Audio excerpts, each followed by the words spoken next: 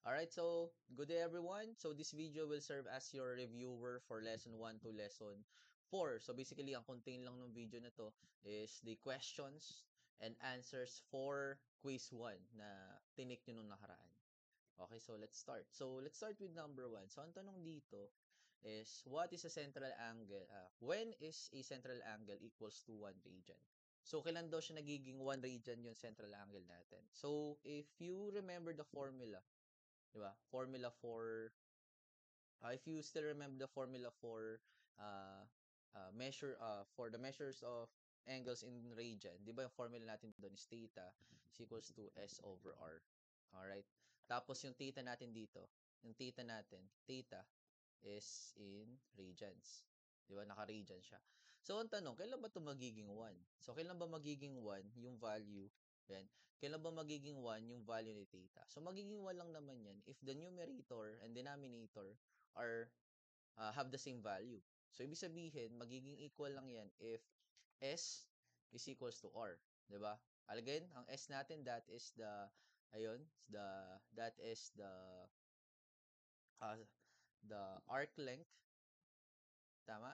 Tapos R, this is the radius of the circle. So, magiging 1 lang ang central angle natin if S is equals to R. Okay, so, alin ba dito sa mga options yun? So, sa A, mali na kagad kasi the angle is 90 degrees. So, hindi yan. So, ito, option B, when the intercepted arc is equal to the radius. So yun yung sinasabi ko kanina. So, kapag the intercepted arc length and the radius have the same value, doon lang magiging equals to 1 yung radian natin. So, in this case, ang sagot is B. Yan. Okay, next, number 2. So, what is the key difference between radian and degree measure? Okay, so tsanin natin yung mga options. Tingnan natin kung ano yung mga tamang sagot dito. Ano yung mali, tsaka yung mga tama dito sa sinasabi ng questions natin. So, A, degrees split a circle into 360 fixed parts, while radian link arc length to while radian link angles to arc length. Okay, so far tama yung unang statement tama to. Ninahati si degrees, that is 1 degree is equals to parang kapag hinati niyo yung circle natin into 360 equal parts, tapos yung angle ng central angle, yun yung 1 degree. Tapos ang radian dito sabi, link angles to arc length. So kung mapapansin niyo formula, tama din kasi involved sa arc length. Okay, so tingnan natin yung B. So, the radian splits the circle into 100 equal parts. So, mali na kagad to, di ba? Hindi naman sa 100. So, degree measures angles using radius length. Radius bang ginagamit natin sa degrees, di ba? Yun yung sinasabi ko kanina. So, kapag natin yung into 360 equal parts yung circle, yun yung 1 degree. So, mali na kagad to. The next, radian are only for right angles. Okay, so di ba may mga angles naman tayo na hindi right angles pero ang sukat niya radian. So therefore, ang sagot dito is, ayun, is A. So mali yung B, saka B, C, and D. Alright, number 3. What is the measure of an angle formed by one complete? So one complete, alam na kagad natin ang sagot dito is 360. Di ba? 360 na kagad to. Pero ang sabi dito, counterclockwise rotation. So, di ba kapag counterclockwise ng rotation, if the rotation of the angle, the terminal side of the angles is counterclockwise, kung nalala nyo, ayan, if counterclockwise, positive yun na form. Pero kapag clockwise, negative. So, since counterclockwise, so positive. So, ang sagot dito, positive 360. Ayan, so letter B. Next, in an angle in standard position, which sides coincides with the positive x-axis? So, kung nalala nyo, ang sabi dito, ayun, no, in an angle in standard position, in which side coincides with the positive x-axis. So, sa angle natin, di ba, pag nasa standard position yung angle natin, ang rule natin dapat, the initial side must be located on the positive side. Okay? Initial side, tapos dapat yung vertex natin must be located at the origin. So ang tanong dito, anong side daw, which side of an angle in standard position is in positive x-axis? So ano ba 'yon? 'Di ba that is the initial side? Dapat yung initial side na sa positive x-axis. Okay, next ito. How are angles typically measured in calculus. So, paano daw natin sinusukat yung mga angles natin in calculus? So, just like what we discussed during our lesson 2. So, di ba? If you are reading mga calculus textbooks, mga or calculus references, mapapansin niyo dun sa mga angles nila, hindi na pinapakita yung degrees. Bakit? Kasi kadalasan sa calculus, ang ginagamit nating pang-measure or ginagamit nating units for measuring angles is, ayun, radian. So, dito, sagot natin dito is radians. Alright? So, next, number 6. Okay, so number 6 tayo. Okay, number 6. So, ito, computation. Consider that r is equals to 25 meters and theta is equals to 257 degrees. Ayan. So, first question, what is the arc length? What is the length of the arc intercepted by theta? Okay, so, move ko lang to. Okay, so paano natin ito solve? So, ang given natin, binigay yung given, we have the value of r as well as, ang laki naman ng pang, ano, okay. The value of r as well as the value of theta. Okay? Tapos, ang gustong malaman dito, ano daw yung value o what is the arc length, length of an arc. So, paano ba natin malalaman yung formula for, ano ba yung ginagamit natin in order to find the arc length? Di ba, we use the formula, uh, S is equals to r theta, wherein theta must be in radians. So, yung r binigay na, yung theta binigay. Kasi yung binigay na theta natin is in degrees. So, first, we have to convert this into radians. So, convert natin. So, si 257 degrees times, ano yung multiply? When we are converting from degrees to radian, all you need to do is to multiply it by pi over 180 degrees. Tapos, canceled na to. Ayan. Tapos, ito, I'm gonna do the one-way calculator approach. Okay, so, multiply nyo numerator by numerator. So, 257 pi over 180. Tapos, lagay nyo sa calculators. So, okay, allow me to input this on my calculator. Ayan. So, lagay natin sa calculator. So, paano to? So, lagay natin 257 divide by 180. Ayan. So, ganun din pala. So, 257, ayan, 257 pi over 180. So, yun lang din pala. So, ito na yung sagot ito na yung angle natin. This is the angle ngayon. Okay, now, substitute na natin to. Let's substitute this part. Okay, so substitute na natin to sa formula natin. So, by the way, this is the, ito na yung theta natin na bago. This is the theta na bago. Okay, hold on a second. Okay, so ito yung theta natin na bago. So, substitute lang natin. So, S is equals to R. Ang R value ng R natin is 25 times 257 pi over 180. Okay, so, lagay natin sa calculator. Ayan, so as you can see, meron na ako dito. Delete ko lang yan. Okay, so 25 times 257 pi over 180. Okay, so gawin natin decimal. Okay, so ang sagot is 112.14. So 112.14 meters. So ito yung sagot A. Okay, next, 7 tayo, number 7. So ang hinahanap naman dito, sa number 7 naman, same lang tayo ng same lang tayo ng tawag din same lang tayo ng given, pero this time ang hinahanap naman is the sector area. So, again, just using the same different formula naman dito. So, ang formula natin dito is equals to the area of sectors is equals to, r squared theta over 2. So, ang theta natin dito, once again, must be in radian form. So, again, nasolve na natin yung radian, di ba? That is, yung radian natin, yung radian nung angle natin is 257 pi over 180. So, substitution na lang to.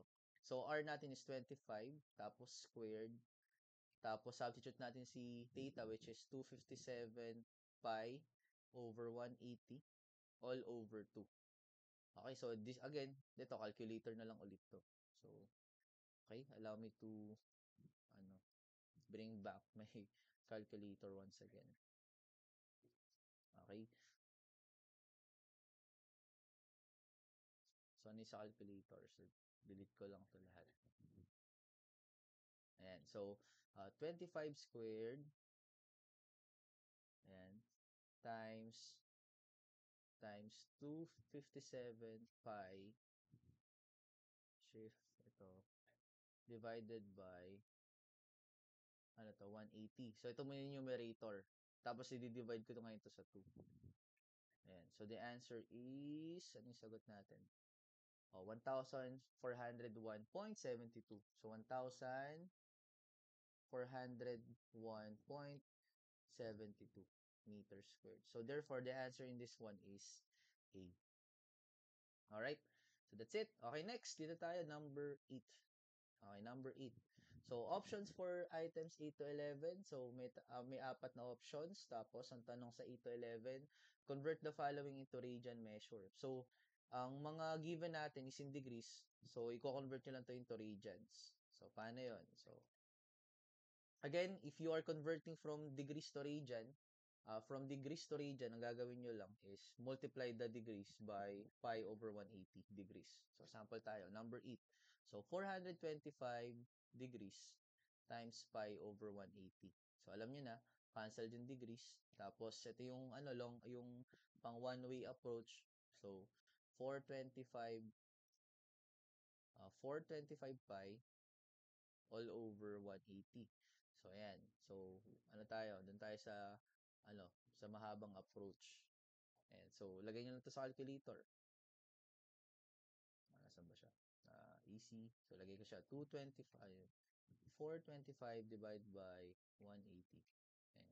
So, 85 over 36. So, therefore, ang sagot dito, 85 pi over 36. And then, saan yun? Ayun. So, sa C. Sa 8, C. Okay, next, number 9, 500 times. Again, i-convert natin sa radian. So, times nyo lang sa pi over 180 degrees. So, cancel yung degrees. Tapos, again, ito yung long approach natin. So, multiply nyo lang yung numerator by numerator, tapos denominator by denominator. Tapos, ayan, same procedure. So, 500, ito yung calculator, divided by 180. Ayan, so 25 over 9. So, sagot dito, lagay nyo lang yung yung pi. So, 25 pi over 9. So, letter A sa number 9. Alright, next, number 10. So, number 10 natin is 117 degrees. I-convert natin sa radian. So, multiply nyo lang sa pi over 180 degrees. So, cancel ngayon si pi. So, 117 pi over 180. Okay, calculator lang ulit to. Okay, so, nasa ba siya?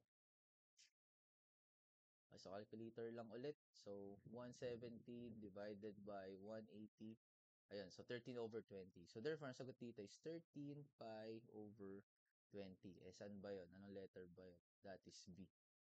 Okay? So, ito, alam nyo na, ang sagot dito, D. Pero pakita pa rin natin ba't siya naging D. Ba't siya 19 pi over 60. Same procedure lang din. Okay? Ano yung 57 degrees. So, 57 degrees times pi over 180 degrees. So, cancel yung degrees. So, 57 pi over 180. So, divide nyo na lang. Kumbaga, ilo-lowest term ba? So, 57 divided by 180 degrees. Ayan. So, 19 over 60. So, 19 pi over 60. Ayan. So, that is the answer. Okay? So, that's it for conversion. Next, ito, definition to. What is the common endpoint of two rays that form an angle? So, di ba?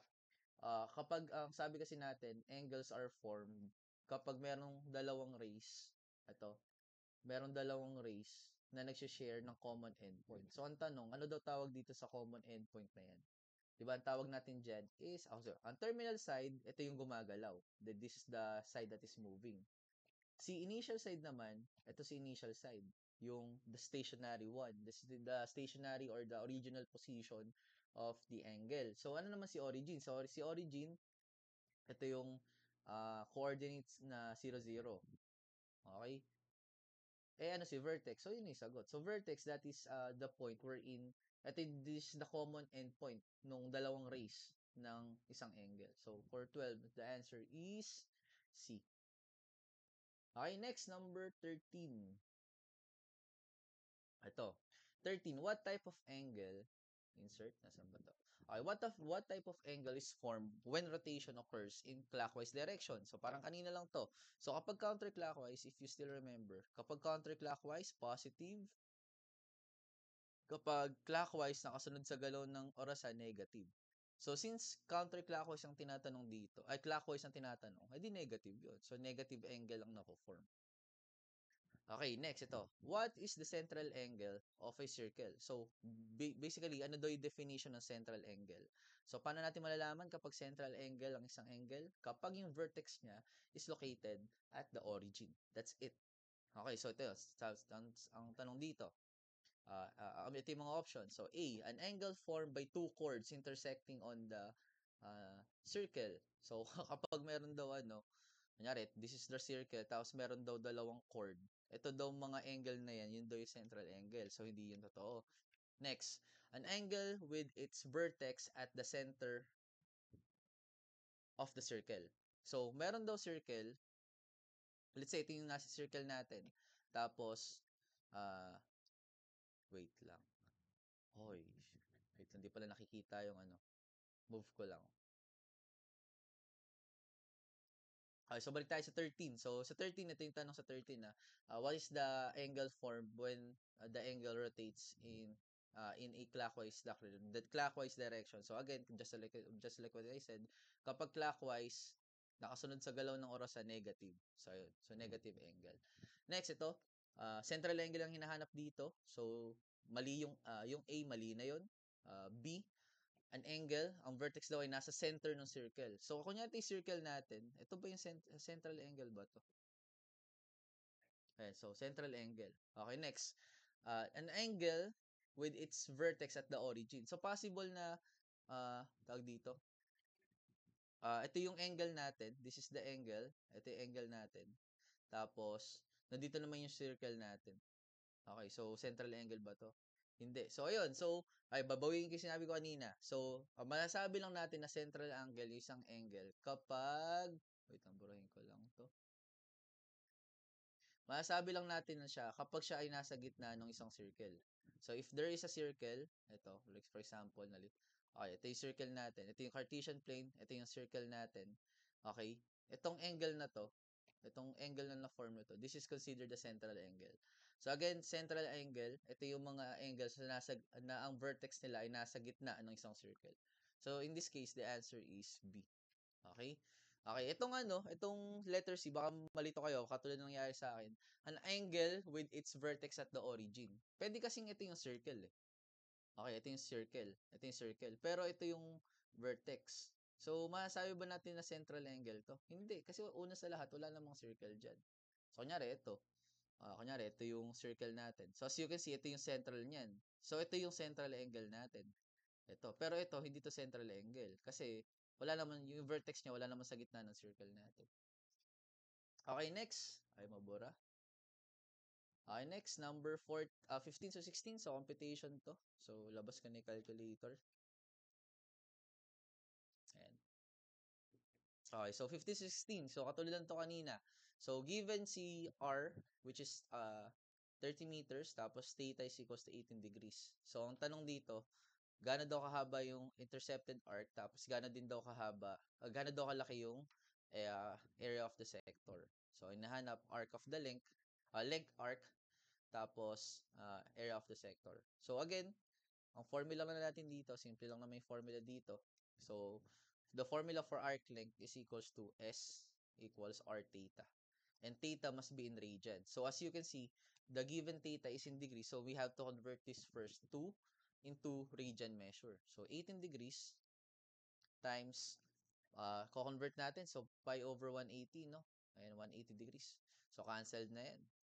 So, now, i-calculate natin ngayon. Okay? So, 18 divided by 180. Ay, sorry. It must be 18 divided by 180. The answer is 1 over 10. Di ba? Kapag 1 over 10, pi over 10 lang to. Sorry. Pi over 10. Okay, so ito na yung theta natin in radian measure. Now, substitution tayo.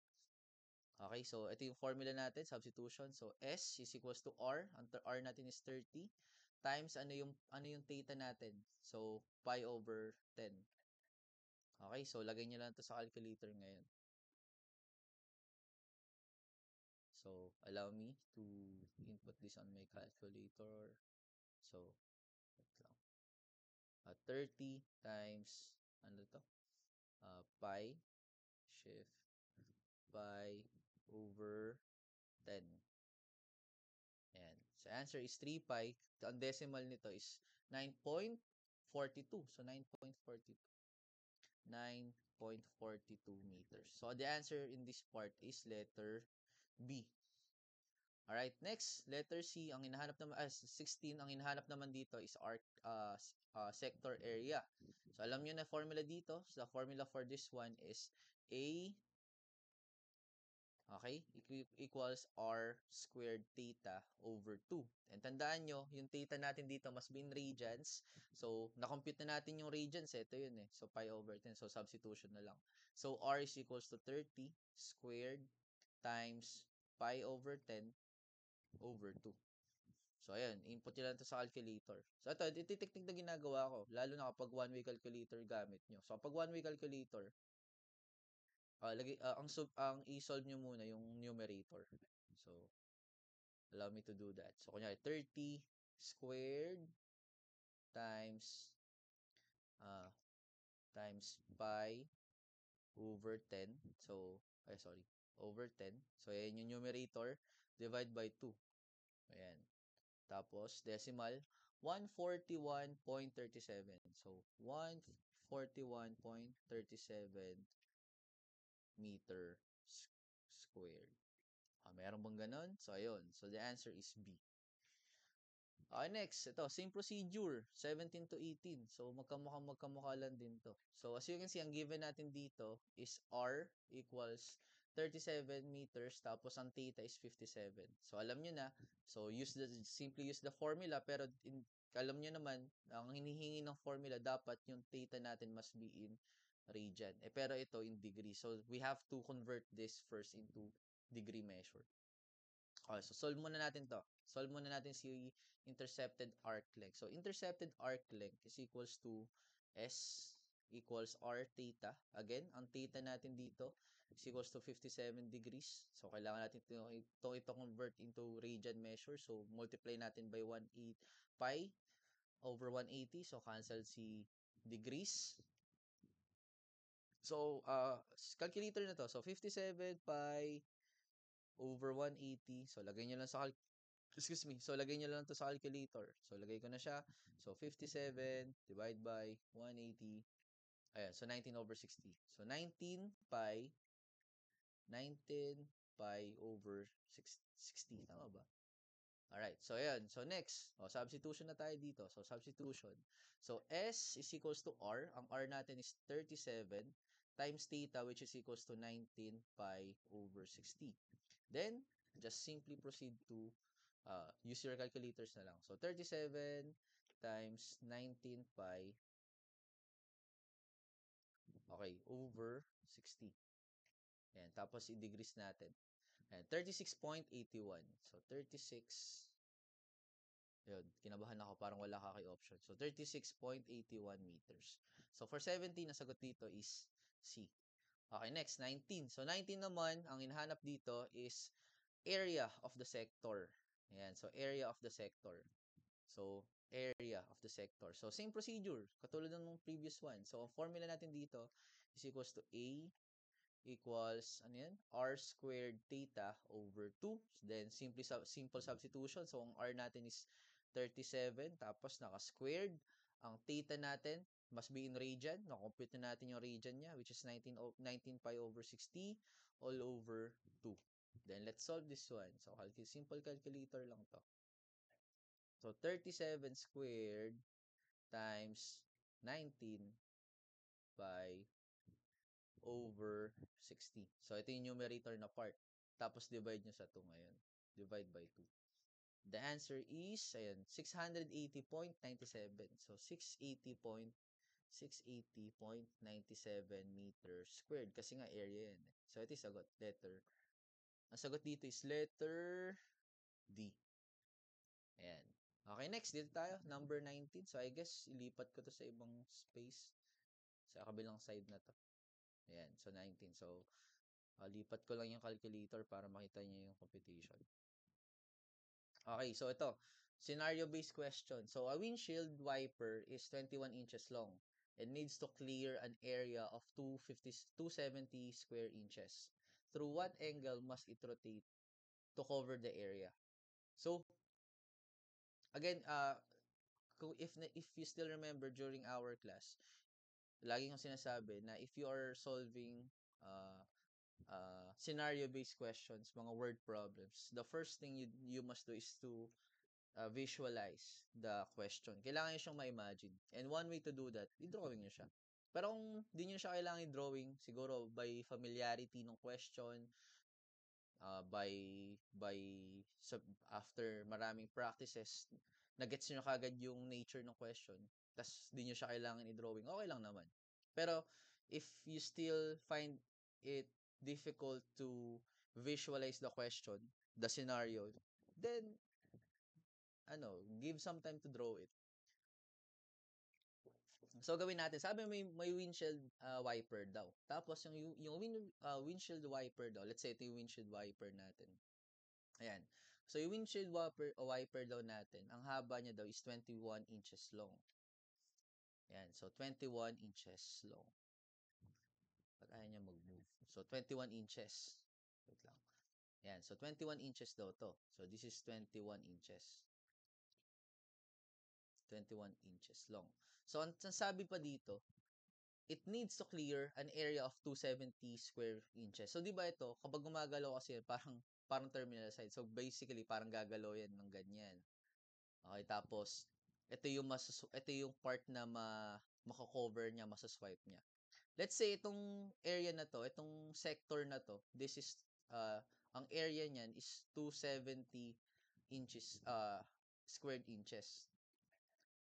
Tapos ang tanong ngayon, through what angle must it rotate to cover this area? So ano daw yung area, okay? Ano daw yung rotation, measure ng rotation nung wiper natin para ma-cover yung area na 270 inches squared. So by looking at this equation, basically lang hinahanap natin gaano to kalaki. What is the measurement of this angle? So basically we are looking for theta. Yan. So, ano yung mga given natin? So, ang given natin dito, as you can see, binigay si 21 inches. And 21 inches in this case, this is the value of R. Tapos, itong area na to, since area siya, this is the value of, this represents the area of the sector. Okay, so, and we are looking for the value of theta. Theta, or the angle. Gaano kalaki, or gaano kalayo, gaano yung measurement ng angle, nung movement, nung windshield wiper para ma-cover yung 270 inches squared na area. Okay, so ganun. So ito yung na-visualize na natin siya. So, what is the formula to be used? So as you can see, ang hinahanap natin is theta. So therefore, lahat ng option na hindi theta yung sinusolve, mali na kagad. So mali na tong A. Mali na to. Mali na yung C. Bakit? Kasi it's solving for the area. 'Di ba? Hindi natin hinahanap si area, ang hinahanap natin theta. Also with D, si D ang formula to for the value of S. So hindi natin to gagamitin. So dalawa lang options natin. It's either A or B. Now, ano yung magiging deciding factor niyo dito? Eh 'di ba, ang given natin is A tsaka R. Okay? Parehas yung A tsaka B, parehas na nakasolve sa theta. Eh A tsaka R yung gagamitin natin. So alin ba ditong angle, alin bang option dito yung nakaset for A tsaka R? Paghahanap ng value ni theta na ang given mo is A tsaka R. Di ba ito yung B? Okay? Ayan, so B. Ba't hindi pwedeng gamitin si A? Kasi si S, una sa lahat, hindi naman binigay si S. Hindi naman binigay to. Hindi naman binigay yung part na to. Ayan, dito binigay. Yung haba nung arc length. So therefore, in this case, B yung gagamitin natin. So theta is equals to 2A over R squared.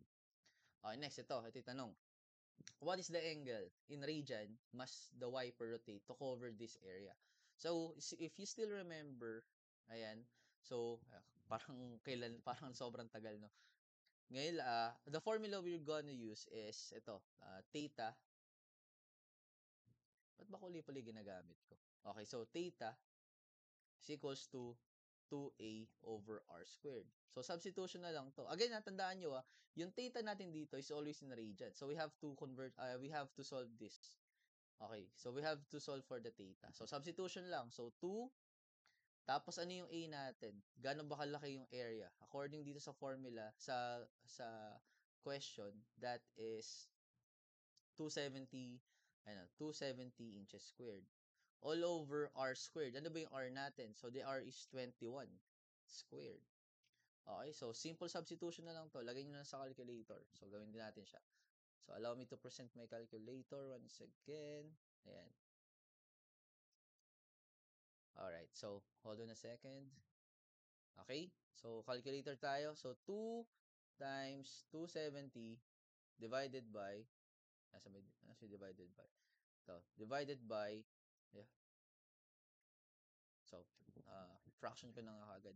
So, 2 times 270 divided by 21 squared. So, the answer is, ayun, so 960 over 49. So, 60 over 49. Radian yan, radian to. So, therefore, the answer for this one is A. Ayun, lumabas na siya. Okay, next, ito. What is the angle in degrees naman must the wiper rotate to cover this area? So, alam na natin yung yung angle eh. Pero yung angle natin dito is in radian form. Is in radian measure. So, we have to convert this ngayon. So, i-convert natin to into degree measure. So, theta natin dito is equals to 60 over 49 radian. So, alam nyo na, times sa 180. Kapag radian to degree naman, 180 degrees over pi. So, alam niyo to gagawin. So, tinuro ko sa inyo kapag one-way calculator. So, pag multiply nyo na lang. So, 60 times 180, that is equals to 10,800 degrees all over 49 pi. Tapos, ito ngayon yung lagay nyo sa calculator.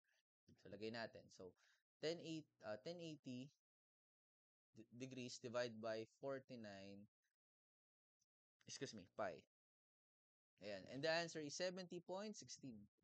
So, 70.16 degrees. So, ano yan? Ito yan. So, letter B. Alright. So, next. Dito tayo. Number 21. 22 to 24. So, I guess, lipat ko na to sa ibang.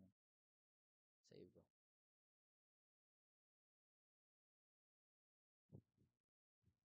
Sama-sama yung over. Kaya mo na.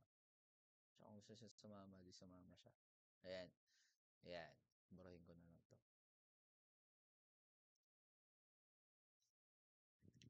Lipat ko lang yung calculator. Okay, so ito, 22 to 24. So, ang tanong dito, a car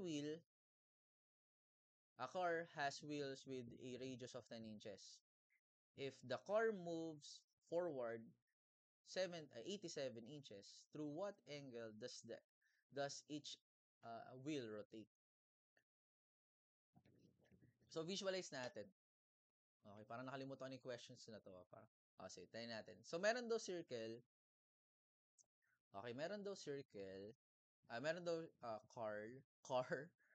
Meron daw car. Tapos ang diameter, ano ba yung the radius. So, ang radius daw nito is 10 inches. Ayan, so 10 inches yan. 10 inches. Tapos, if the car moves forward 87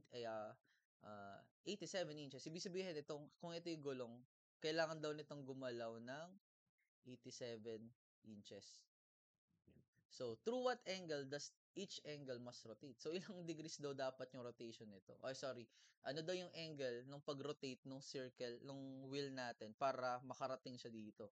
Kumbaga, para lumayo siya ng 87 inches. So, since angle ang hinahanap, alam nyo na, theta ang hinahanap natin dito. We are looking for the value of theta. Tapos, yung 10 natin dito, this is R. Ayan. So, R is equals to 10 inches. Tapos, palit ako ni kulay, yung 87 inches, hindi naman sa area eh. This is the arc length. Ayan, this is the arc length. Kumbaga, di ba kapag umikot kasi itong wheels natin, yung 87 degrees na to, ay 87 inches na to, ito yung parang haba nung circle na to eh. Kung ano man yung kung ano man yung intercepted arc nung theta natin. So ayun, so 87 degrees, that is the value of 87 inches, that is the arc length. Arc length 87 inches. Okay, next, ito. So, again, we are looking for the value of theta. So, alam nyo na, kapag hindi theta yung formula, mali yun. So, mali si C, mali si D. So, alin sa dalawa lang, A or B. So, since R tsaka S yung given, so automatic, ito yung gagamitin natin dyan. So, A. So, the formula is A. So, A theta equals S over R. Next, ito. At what angle in region does each wheel must rotate? So again, the formula we must use is theta equals S over R. So substitution na lang. So S is equals to 87. Tapos R natin is equals to 10. So as you can see, wala naman tong lowest term na. So yun na mismo yung sagot. So 87 over 10. And that is A. Yan. Ito again na, region to. So sa 24 kasi, we must convert this into degree measure. So, i-convert natin siya. So, ang theta natin is equals to 87 over 10. So, kailangan maging degrees. So, 180 degrees times natin sa 180 degrees over pi. So, alam niyo na to. So, pakita ko na yung calculator ko. Left. Right pala. Ayan. So, pakita ko na. So, paano movement? So, ganito. Ay, paano movement? Paano ang computation? So, numerator by numerator muna. So, 87 times 180. 87 times 180. Ayaw gumalaw. Okay. 87 times 180, the answer is 15,660. So, 15,660 all over 10 pi. Yan. Tapos ito na yung ilagay nyo sa calculator ngayon. So, ulitin ko lang to. So, ano yan? Ano yung nakalagay sa calculator? 15,660. So, 15,660 divide by, divided by, ano yun? 10 pi. Okay. Ano sagot? Ayun. So, 498.47. So, 498 point, ano ulit? 47. So, in this case, the meters, degrees. So, the answer is 498, asan siya? 498.847. So, ito siya. Letter D. Okay, next. Okay. Next tayo, number, 25 to 27. As you can see, this is another scenario-based question. So, an engineer is designing a garden shaped like part of a circle. The garden has a radius of 3 meters and a curved edge forms an angle of 345 degrees. How long is the curved edge of the garden? Okay, so again, visualize natin. So meron daw isang garden na follow the shape like part of a circle. So para siyang arc length. So kunyari ito yung garden natin. Okay, so let's say ito yung garden natin. Ayan. So parang arc length lang daw yung sukat niya.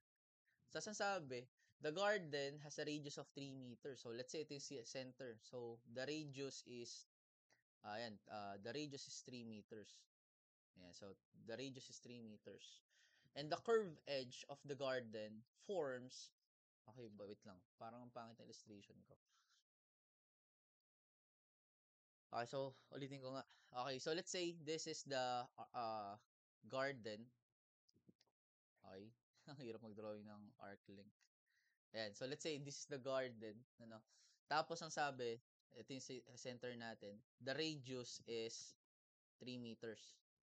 3 meters. Meters. Ayan.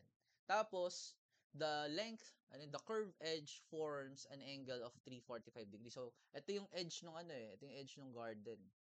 Tapos itong angle doon ng movement na to, kumbaga, itong movement na to, this is 345 degrees. Again, the angle is not in scale.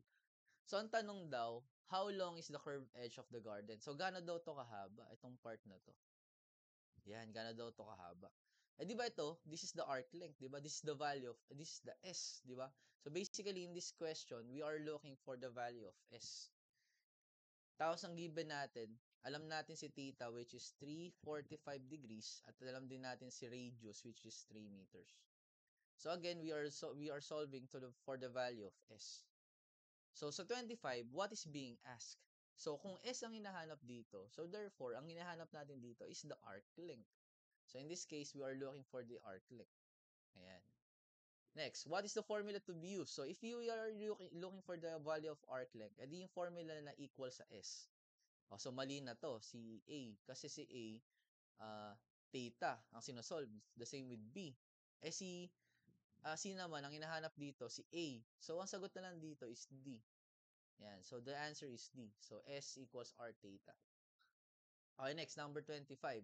So, how long is the curved edge of the garden? So, solve natin ngayon. So, using the formula na sinabi natin. So, S is equals to R theta. And tandaan nyo, yung theta must be in radius. Must be in radian. Eh, nasa degree siya ngayon. So, convert muna natin to. So, 345 degrees times, kapag nag-convert tayo from degrees to radian, so, pi over 180 degrees, ito yung multiplier natin. So, cancel to. So, alam nyo na gagawin. So, just use your calculators. Okay, so ganun lang din gagawin ko. So, ano yan? Ano yung formula? Ano yan? 345 divide by 180. Okay, so 23 over 12. So, 23, tama ba? 345. 23 pi over 12. So, sulat ko na siya dito. So, 23 pi over 12. So, substitution na. So, S is equals to R. Ang R natin is 3 meters times theta natin is 23 pi over 12. So, substitution, calculators na lang ulit yan. So, 3 times 23 pi over 12. And the answer is, ano yung sagot? Ayan, 18.06. So, 18.06 meters. Nasaan siya? Ito, letter C. Okay, next, 29 to 28. 28 to 29. So, kabilang side na siya. Move ko lang yung calculate natin. Okay. So, same question katulad kanina. Consider the value of R is equals to 12 meters and the value of theta is equals to 117 degrees. So, first question, what is the arc length of the intercepted arc length intercepted by theta? So, we are looking for the value of arc length. So, alam niyo na yung formula dito. We use the formula, ito, S equals R theta. So again, yung theta natin dito is in radian. So bago natin mag-plug in, mag-substitute, you have to convert theta into radian measure. So theta natin in this case, so let's convert this. So theta is equals to 117 degrees times ang radian, ang multiplier natin para ma-convert to into radians is pi over 180 degrees. Tapos canceled na to.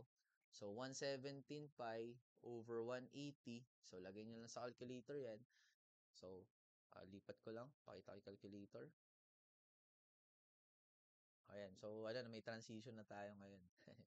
Okay, nasan ba? So 117 over 180.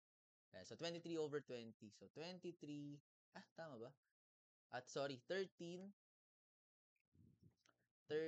over 20.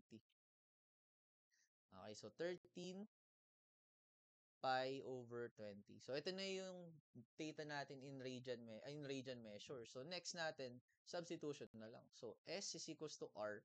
Ang R natin is 12. Ang theta natin din in this case is 13 pi over 20. So again, calculator nyo na lang yan. Calculator na lang. So, 12 times, ano to? 13 pi over 20. So, 39 over 5 pi. So, 24.50. So, 24. Alam mo, kada sagot ko, kinakabahan ako. Baka wala dito yung sagot eh. 24.50. Ayan. And that is the final answer. Meters, by the way. Next, ito naman, arc length, area sector naman ang hinahanap dito. So, alam nyo na. So, formula natin dito is A equals R squared theta over 2. So, again, yung theta natin dito must be in radian. Nagawa na natin i-convert. So, substitution na lang. So, R natin is equals to 12. So, squared times theta, which is equals to 13 pi over 20 all over 2. So, calculator na lang din yan. So, calculator natin. So, numerator lang muna ilalagay ko. So, 12 squared times 13 pi, as in 13 pi, over 20. Yan. So, yun yung numerator. Tapos, divide nyo by 2. So, 23, ito, decimal natin. So, 147.03. Meron ba? Ayun, 147.03 meters squared. So, the answer in this case is letter B. So, by the way, sa number 28, ang sagot dito is 24.50. Ayan, so A. Okay, so next, last 10 items. So, consider that, ito, same question lang dito kanina. So, using the formula, ano lang to. So, consider R is equals to 7 meters and theta is equals to 85. First question, hanapin daw si arc length. So again, the formula for arc length is equals to S equals R theta. So again, theta must be in radian measure. So convert muna natin. Okay, so ang theta natin in this case is 85 degrees times multiply natin by pi over 180 para maging radian measure siya. So cancel to. So 85 pi over 180. Then, lagay nyo lang sa calculator once again. So, 85 divided by 180. The answer is 17 pi over 36. So, 17 pi over 36. The next, substitution na lang to. So, S natin is equals to 7. Ang R natin is equals to 17 pi over 36. The next, solution na lang to. So, calculators na lang ulit to. So, 3 times, 17 pi. Okay, 17 pi over, over 36. Okay, so the answer is 10.38. So, 10 point, meron ba? Ayun, so 10.38 meters. So, the answer is letter D. Okay, next, 31. 31. What's the area of the sector formed by theta? So, sector of the area naman. So, A, ang formula natin dito is A equals R squared theta over 2. So, nasolve na natin yung theta in radian. So, substitution na lang. So, R natin is equals to 7 squared. The value of theta is 17 pi over 36 divided by 2. Then, solve nyo lang kagad to using your calculator. So, 7 squared times, 17 pi, 17 pi over 36. And, tapos divide nyo by 2. Kasi yun yung formula eh. And the answer is 36.35. So, 36.35 meters squared. And the answer is C. Okay, next, 32 to 35. So, ito, ano lang to?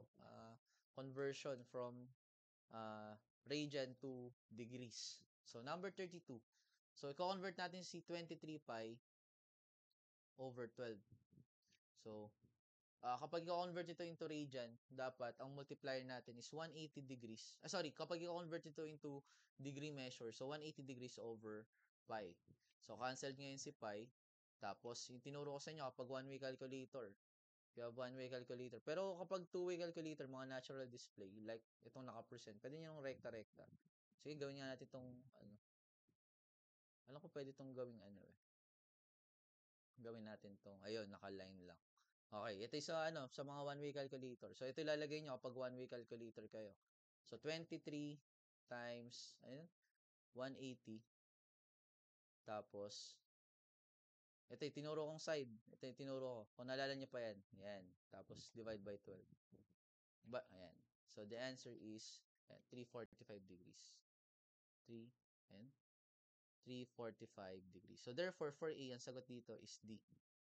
Ayan. Kung ano ba nyo, solve nyo rin to kanino eh. Okay, next, number 33.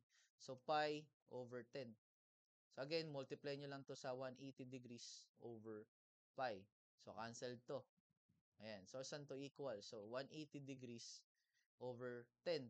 Saan ba to equal? So, 18 degrees. Okay. So, number 23, that is A. Next, ito, number 34.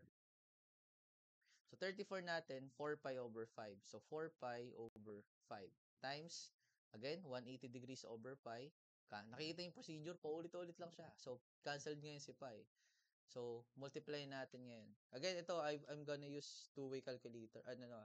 Uh, calculator in two-way calculator.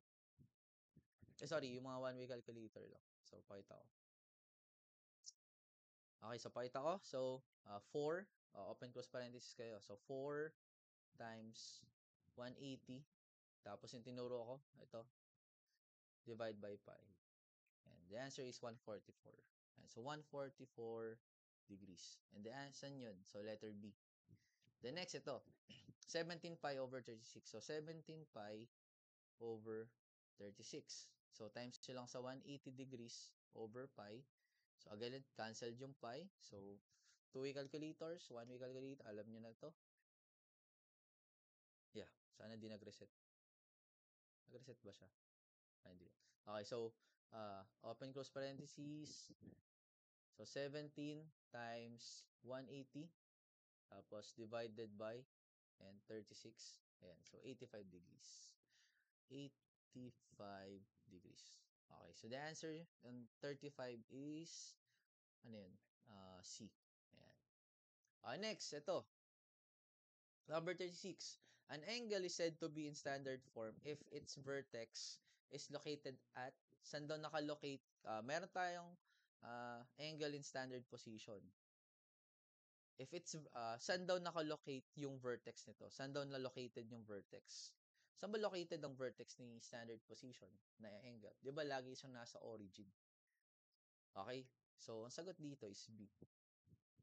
Alright? So, next, number 37 to 40. So, last na pala to. So, again, this is a scenario-based question. So, allow me to share my, lipat ko lang yung calculator. Okay. So, solve natin. So, a water sprinkler sprays water up to 10 meters away. If it rotates through an angle of 144 degrees, how much area does it cover? So, meron daw water sprinkler. Ayan, water sprinkler. Ayan. Let's say ito yung water sprinkler. Tapos, nagbubuga daw siya ng tubig. Tapos, ang inaabot ng tubig is, gano'n daw kalayo? Ang inaabot ng tubig is 9 meters. Okay, so 9 meters. Okay, tapos ang sabi, if the sprinkler rotates at an angle of 144 degrees. So let's say umikot daw siya ng 144 degrees. So umikot siya ganyan. So ito yung napupukol niya. So 144 degrees. The question is, how much area does it cover? So gaano daw kalaki yung area na nako-cover nito? Gaano daw kalaki yung na-spray yan? Okay, so yun yung tanong. So basically, in this case, we are looking for the area. Diba? So we are looking for the area of the sector. So again, in this case, we are looking for the area of the sector. Ang mga given natin is 9. Again, 9 meters. So as you can see from the diagram, 9 meters, that is the radius of the radius. Then, ang theta natin is equals to 144 degrees. Okay, so okay, next. Ito yung tanong. So, what is being asked? Ano daw yung tinatanong? A. So, again, lahat A. The sector area. So, mali si radius, mali si arc length, mali si angle. Ang sagot lang din natin dito is sector area. Gaano daw kalaki yung sector? Itong area na to. Next, what is the formula to be used? So, if you are solving for the sector area, so mali na lahat nung hindi nakasolve sa A. So, mali na yan, mali na to, mali na to. So, in this case, the answer is C. Okay, next, ito, 39, number 39. How much area does the water sprinkler cover? Bulol na bulol sa R. So, pakita ko lang yung calculator ko. So, right. Ayan. So, the formula to be used, sabi dito, A is equals to R squared theta. So, A equals R squared theta over 2. So, substitution. Ay, by the way, hindi tayo pwede mag-substitute kaagad kasi yung theta natin is in degree. So, we have to convert it first. So, theta is equals to 144 degrees. So, kailangan nitong maging ano. Si theta natin, kailangan siyang maging radian. So, times natin by 1 pi over 180 degrees. So, cancel si degrees. So, saan to equals ngayon? So, ito. Lagyan natin sa calculator.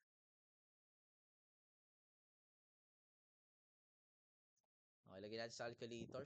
So, 144 divided by 180. So, 4 over 5. So, 4 pi over 5. So, substitution na tayo. So, alam na natin ngayon yung theta in radian yung theta in tawag din theta in radian measure. So, all we need to do is to substitute. So, R is equals to, ano to? Ano yung R natin? Okay, 9 meters. Tapos squared. Times theta natin. Ang theta natin is 4 pi over 5 all over 2. Then, solve na natin. Let's solve this one.